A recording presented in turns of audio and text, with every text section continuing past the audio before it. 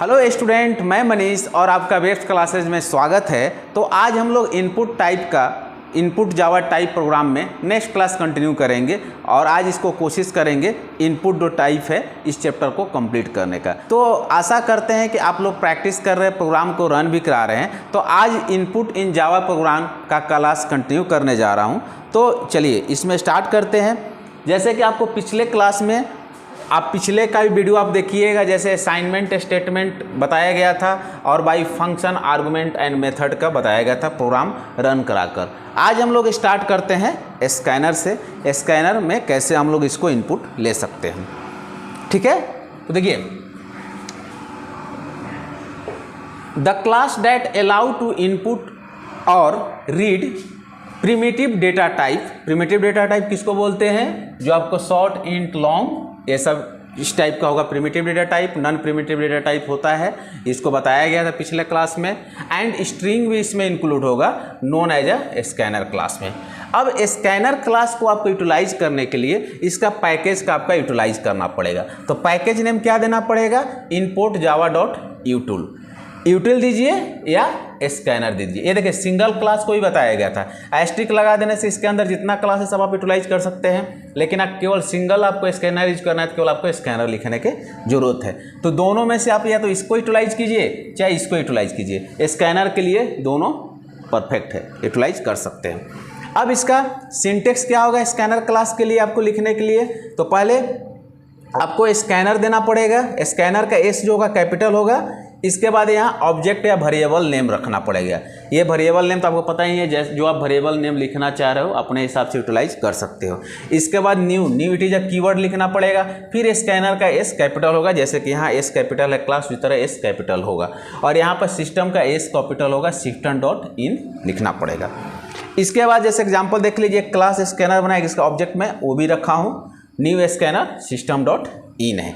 या इसको दूसरा तरीका से आप लिखना चाह रहे हैं तो स्कैनर यहाँ पर ऑब्जेक्ट नेम लिख लेंगे, फिर वही ऑब्जेक्ट नेम को अगेन लिखना पड़ेगा equal to new scanner system.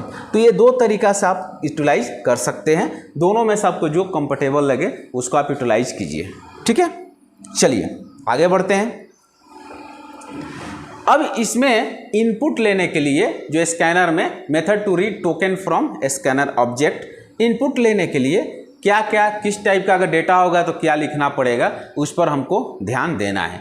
तो type of data to be enter किस टाइप को डेटा इंटर कर रहे हैं। अगर शॉर्ट होगा या तो शॉर्ट तो पता ही है इंटीजर नंबर है, तो शॉर्ट के लिए आपको यहाँ पर तो पहले वेरिएबल नेम इनिशियलाइज करना पड़ेगा। और जो आप वहाँ अभी जस्ट पीछे बताए थे ऑब्जेक्ट ने जो ओबी है, तो ओबी पर नेक्स्ट शॉर्ट लिखना पड़ेगा। शॉर्ट का जो एक्स होगा जो आपको यहाँ पर कैपिटल होगा, ये ध्यान रखिएगा। शॉर्ट का जो एस होगा जो होगा कैपिटल होगा। दूसरा है इंटीजर टाइप के लिए होगा नेक्स्ट इंट होता है, तो ये वेरिएबल नेम पी है और जो इंट का आई भी जो होगा कैपिटल होगा। जो नेक्स्ट है फ्लोट के लिए भी आपका जो एफ जो होगा कैपिटल होगा। तो अगर फ्लोट टाइप का डेटा टाइप है तो आपको फ्लोट आप यूज कीजिए। अगर डबल होगा तो आप डबल यूटिलाइज कीजिए। डबल का जो होगा डी कैपिटल होगा, जो लेटर होगा वो कैपिटल होगा। नेक्स्ट जो होता है मेरा स्ट्रिंग के लिए यूज होता है, तो स्ट्रिंग का डेटा टाइप में ही पता है आपको एस जो होता है कैपिटल लिखते हैं, ये याद रखिएगा। स्ट्रिंग में एस जो होता है कैपिटल होता है।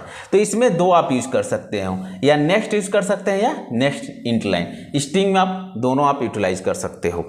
और कैरेक्टर जैसे कि बताया था, सिंगल लेटर कोई भी एक सिंगल लेटर रहेगा सिंगल कोट में, उसके लिए हम लोग कैर एट यूज करते हैं। तो जो आपको कैर का सी होगा कैपिटल होगा, कैर मीन्स कैरेक्टर।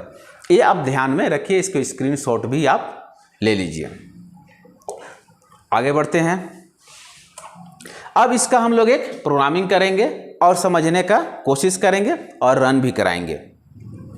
देखिए, तो जैसे एक प्रोग्राम मैं यहाँ पर लिखा हूँ, इसको हम लोग समझेंगे और डिकोड भी करते हैं। तो लिखा है write a program in Java to input 2 numbers. कितना नंबर इनपुट करना है स्टूडेंट?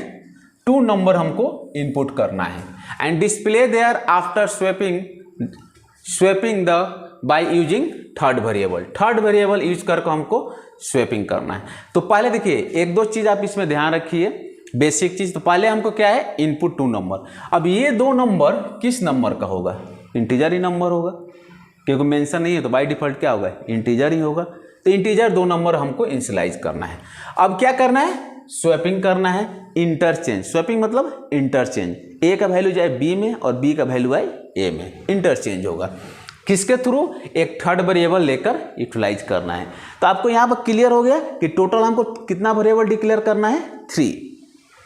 तो उससे पहले अब आप स्कैनर यूज किए हैं, तो स्कैनर का जो आपको क्लास ने जो पैकेज नेम है स्कैनर java.util देना है, या इसको दोनों में से कोई एक यूटिलाइज कर सकते हैं। अब जैसा कि पता है क्लास नेम है, क्लास नेम मैं लिखा हूँ पब्लिक स्टैटिक, ये तो होगा ही। अब यहाँ पर स्कैनर क्लास आपको एक यूटिलाइज करना पड़ेगा। अब देखिए यहाँ से 3 इनपुट लेना है क्योंकि 3 नंबर है, थर्ड वेरिएबल के यूज करके हमको बनाना है। तो टोटल 3 की से इन टाइप का है, पहला सी में कुछ वैल्यू नहीं है तो मैं 0 डाल दिया हूँ। इंटर ए नंबर, यहाँ पे एक नंबर को डाला जाएगा, वो किस में स्टोर होगा, ए में स्टोर होगा। अगर इसको आपको ड्राई रन करना है तो आप एक पार्ट आप रख लीजिए इनपुट और दूसरा आउटपुट। देखिए टोटल कितना वेरिएबल है, 3, A B C, C equal to already क्या है 0, तो मैं 0 डाल दिया। अब क्या है यहाँ मैसेज आएगा आउटपुट स्क्रीन पर, इंटर ए नंबर, यहाँ मैसेज देगा इंटर अ नंबर। अगर सपोज मान लीजिए मैं यहाँ 5 डाला, 5 किस में स्टोर हो रहा है, मेरा ए में हो रहा है। ये नेक्स्ट डेट इंट में जाकर यहाँ पर मेरा क्या आएगा, वैल्यू 5 आ गया। उसके बाद फिर मैसेज आएगा इंटर सेकेंड नंबर, फिर मैसेज इस पर जाएगा इंटर सेकेंड नंबर। अगर मान लीजिए मैं 6 डाला तो वो 6 को कहाँ स्टोर कर रहा है, बी में, तो बी में मेरा आ गया 6। अब देखिए ये जो पार्ट है ये मेरा क्या हो रहा है, प्रोसेसिंग हो रहा है। यहाँ पर आप ध्यान देंगे तब क्या हो रहा है मेरा, पहले क्या हो रहा है, सी का वैल्यू, ए का वैल्यू किस में आ रहा है, सी में, ए का वैल्यू 5 है तो चला गया सी में, 5 हो गया। अब मेरा बी का वैल्यू क्या आ रहा है, ए में आ रहा है, बी का वैल्यू 6 है तो ये किस में चला जाएगा, ए में चला जाएगा। और देन बी में क्या आ रहा है, सी का वैल्यू, तो मेरा ऑलरेडी क्या वैल्यू है सी में 5, तो यहाँ पर ये 5 आ गया, ये इंटरचेंज हो गया। ए का जो वैल्यू आ रहा है मेरा किस में आ रहा है, ए का वैल्यू जो आ रहा है पहले सी में आ रहा है, फिर बी का वैल्यू आ रहा है ए में, और फिर इसके बाद बी जो खाली हो जा रहा है उसमें फिर वैल्यू सी का आ जा रहा है। तो ये आपका इंटरचेंज यहाँ पर हो रहा है। इस तरह से काम करता है। चलिए इसको हम लोग रन करके भी देखते हैं कैसे रन करेगा, क्या आउटपुट आ रहा है। तो देखिए सेम प्रोग्राम यहाँ पर लिखे हैं, सेम यहाँ पर कोडिंग भी लिखा हुआ है, सेम प्रोग्राम है, सेम कोडिंग है। ये जो देखिए यहाँ 3 वेरिएबल डिक्लेयर किया हूँ, पहले इंटर ए नंबर लिया गया, इंटर सेकंड नंबर लिया गया। पहले मेरा ए का वैल्यू किस में जाएगा, सी में, और ए का जगह जो खाली होगा उसमें फिर बी का जाएगा, और बी में किसका आ जाएगा, सी का आ जाएगा। फिर मैं ए और बी का यहाँ पर प्रिंट कर दिया हूँ। अब इसको रन कराते हैं। तो पहले कंपाइल कर लीजिए, तो कंपाइल लीजिए नो एरर, फिर राइट क्लिक करके रन कराते हैं। तो देखिए इंटर ए नंबर, अगर मान लीजिए मैं 5 ले लिया और इसका 6 ले लिया, अब देखिए इंटरचेंज हो गया। अब यहाँ पर ध्यान दीजिए, अब इंटरचेंज हुआ है, ए का वैल्यू मैं क्या लिया था 5, अब लेकिन 5 किस में चला गया, आपको जो बी में चला गया, और जो 6 लिए था वो आपका जो है ए में चला गया। तो ये आपको इंटरचेंज का प्रोग्राम है, आप ध्यान रखिए, इसको बनाइए भी, मेहनत भी कीजिए।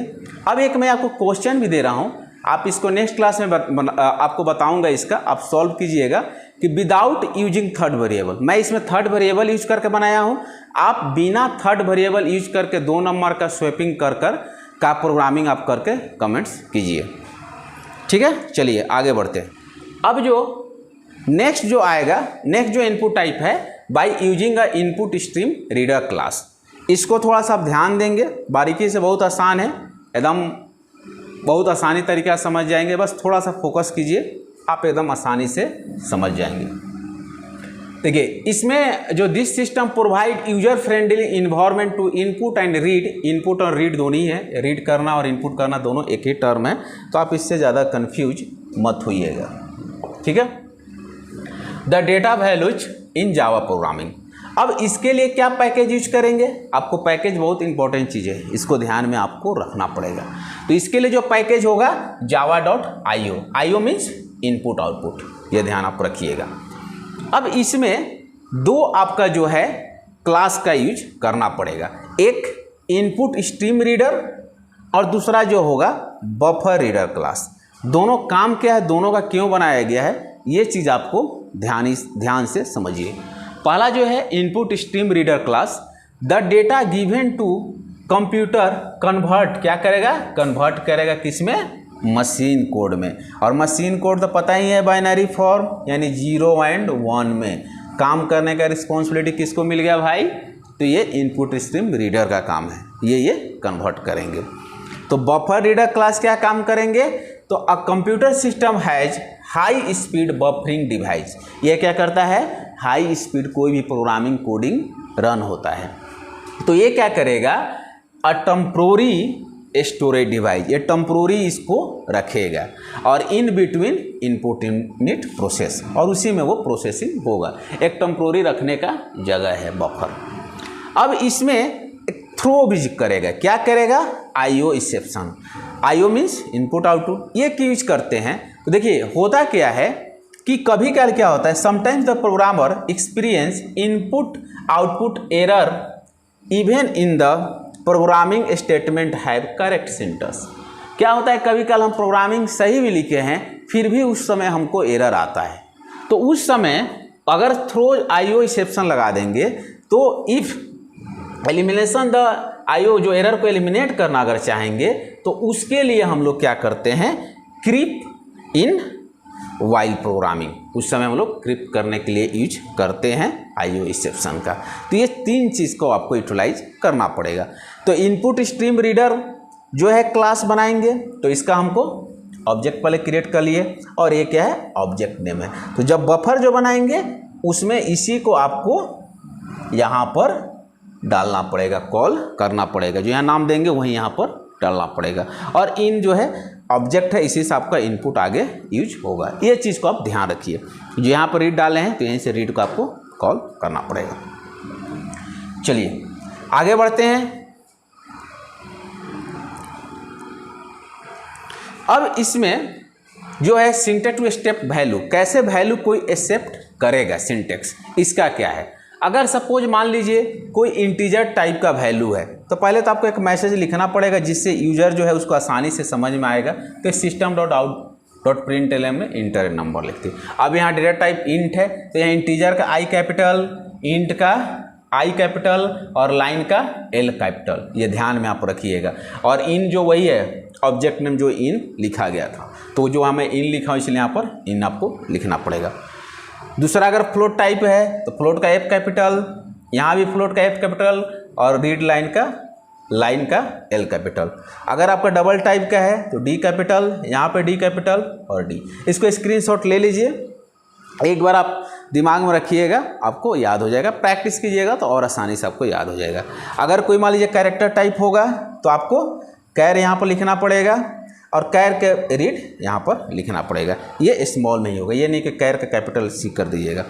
लेकिन स्ट्रिंग टाइप तो आपको पता ही है, स्ट्रिंग टाइप का जो डेटा टाइप लिखते हैं तो स्ट्रिंग का एस हरदम कैपिटल रहेगा, लेकिन ये सब जितना है ये आपका डेटा टाइप स्मॉल रहेगा। ये कन्फ्यूजन चीज़ आप ध्यान में रखिएगा। और यहाँ स्ट्रिंग के लिए जो लिखते हैं इन रीड लाइन, तो लाइन का एल कैपिटल होगा। तो इस तरह से आपको इनपुट लेना होगा। चलिए आगे बढ़ते हैं। अब इसका एक प्रोग्रामिंग भी देखते हैं। प्रोग्रामिंग क्या है, प्रोग्रामिंग देख लीजिए, पहले समझते हैं। Write a program in Java to accept diagonal of a square. क्या एक्सेप्ट करना है, diagonal, and find the area and parameter by using input stream. किसके थ्रू बनाना है जी, बाय इनपुट यूजिंग स्ट्रीम।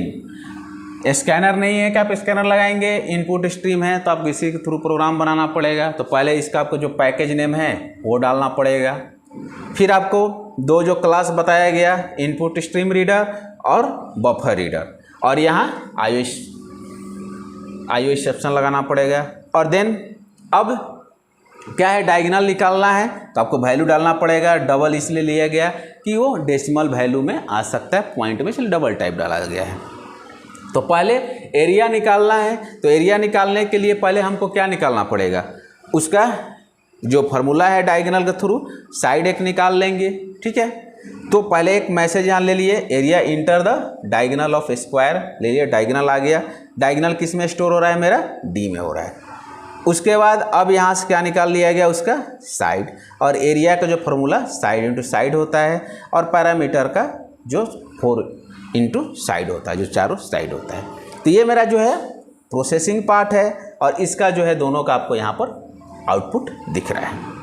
चलिए तो इसको मैं रन भी करा के आपको दिखला दे रहा हूँ। देखिए तो सेम क्वेश्चन वही लिखा हुआ है जो मैं उधर लिखवाया था, दो आपको यहाँ पर देख लीजिए इसको। चलिए तो रन करा लेते हैं। तो डायगोनल मान लीजिए मैं ले लेता हूँ 8, तो इसका एरिया और ये कैलकुलेट करके बता रहा है। ये चीज़ आप ध्यान दीजिए। पहला क्या है, इनपुट मेरा कितना ले रहे हैं, एक ही इनपुट है, ठीक है स्टूडेंट। इनपुट कितना ले रहे हैं, एक ही इनपुट है, इंटर है, केवल डायगोनल ले रहे हैं। इसको किस में स्टोर है, डी में है।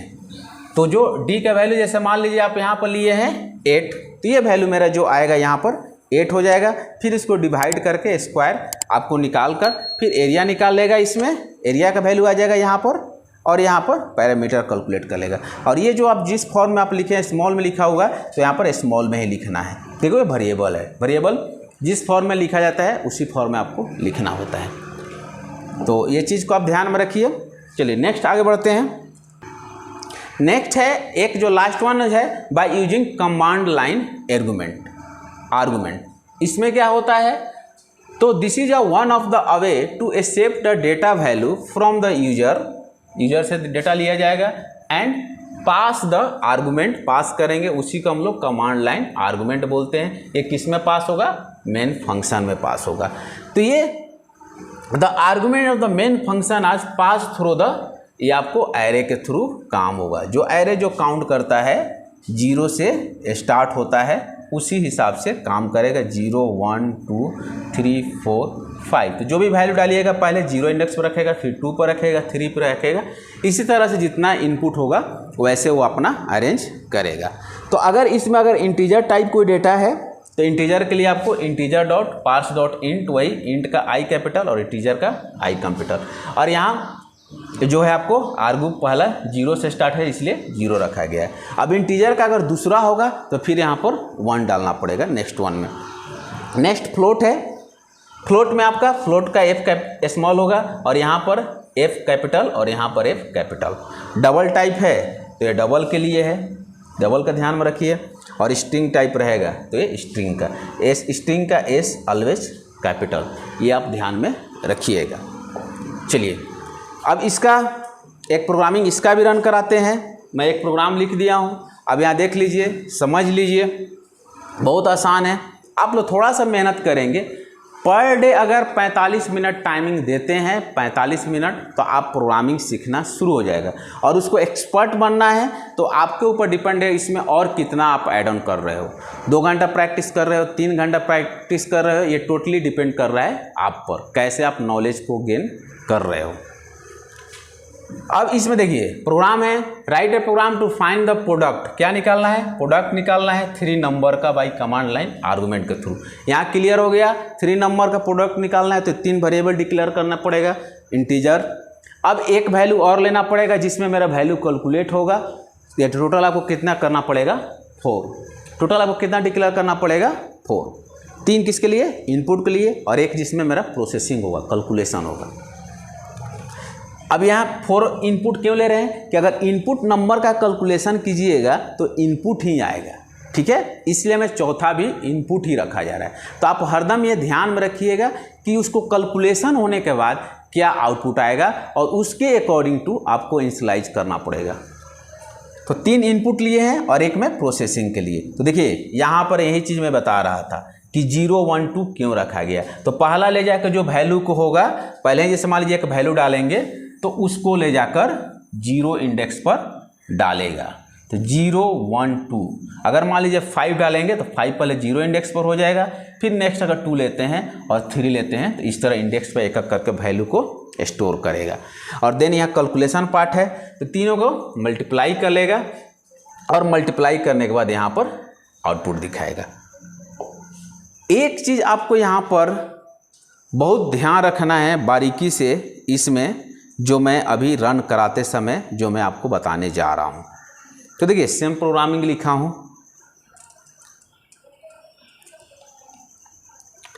यहाँ पर आप लोग ध्यान दीजिए। आप लोग जैसे ही कंपाइल करेंगे आपको यहीं पर जो है इनपुट देना पड़ेगा। अगर इनपुट टाइप है उसको भी आपको डबल कोट में डालना पड़ेगा। जैसे मान लीजिए कि सपोज मैं 2 ले लिया तो आपको डबल कोट में लिखना पड़ेगा। एक वेरिएबल हो गया, फिर दूसरा डबल कोट में, फिर यहाँ डबल कोट में रखकर कॉमा सेपरेट किया जा रहा है, और फिर तीसरा वेरिएबल रख दिया जाएगा। उसके बाद कॉमा नहीं होकर कुछ लास्ट नहीं है। और जैसे ही आप ओके कीजिएगा तो देखिए आपका ये जो आ रहा है 30 आउटपुट आ रहा है। तो ये चीज़ को आपको ध्यान में रखिएगा कि जैसा ही इसको वैल्यू को अगर हम लोग रन कराते हैं, वैल्यू को डालना होगा तो जो भी वैल्यू डलाएगा आपको डबल कोट में डालना पड़ेगा। जैसे ही वॉइड मेन के बाद आपको करली ब्रैकेट आएगा, जो भी वैल्यू अगर 2 अगर ले रहे हैं तो पहले 2 कॉमा 5 ले लिए मान लीजिए, फिर कॉमा सेपरेट कर कर, फिर अगर 2 रख रहे हैं और फिर कॉमा में सेपरेट कर कर नेक्स्ट वैल्यू को, और बाद में करली ब्रैकेट बंद होगा। इस फॉर्मेट में आपको रखना पड़ेगा। तो 5 2 जा क्या हो जाएगा 10, 10 3 जा 30 जो आपको आंसर आएगा। ये आपको इस टाइप का इनपुट डालना पड़ेगा। ये आप ध्यान में रखिएगा, ठीक है स्टूडेंट, इसको आप ध्यान में रखिए। तो ये कमांड लाइन आर्गुमेंट है, इसको आप ध्यान में रखिएगा। अब आज जो मैं आपको टोटल कवर कर लिया बाई यूजिंग असाइनमेंट हो गया, by using function argument, scanner, input stream reader, command line argument. अब आपके ऊपर डिपेंड है कौन सा आप यूटिलाइज कर रहे हैं। बट अगर क्वेश्चन में कंडीशन मेंशन कर देगा कि इनपुट स्ट्रीम के थ्रू बनाना है, स्कैनर के थ्रू बनाना है, तो फिर आपको उस समय आपको वो यूटिलाइज करना पड़ेगा। तो आप प्रैक्टिस कीजिए, ज़्यादा से ज़्यादा प्रैक्टिस कीजिए, और इस वीडियो को शेयर भी कीजिए। जो भी आसपास लोग हैं उनको शेयर कीजिए, ठीक है। Thank you to all, take care.